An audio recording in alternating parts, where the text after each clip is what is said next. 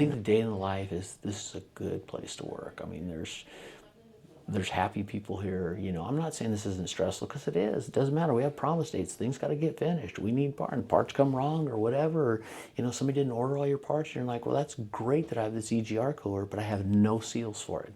You know, it's just that one of those things. You just got to call the customer and you just got to tell them, hey, we have a problem.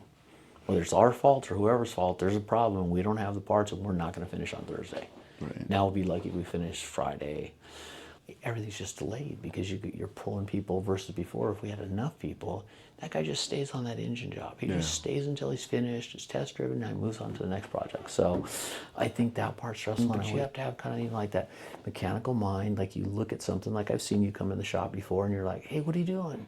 Like, what? And then you're kind of looking at each other, your brain's already, you know, turning and turning and turning because you're trying to figure something out. And you're like, you know, I go, no, it's this. And you're like, oh, okay, right?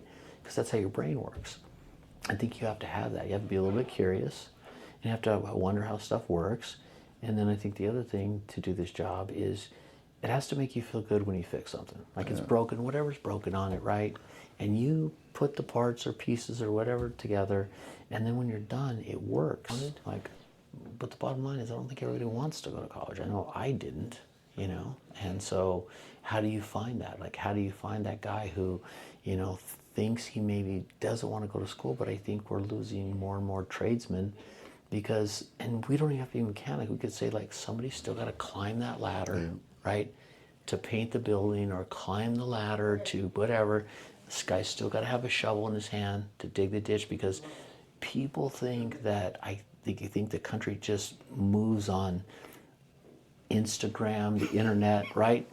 But it doesn't. It's like, as the military would say, it's boots on the ground, right?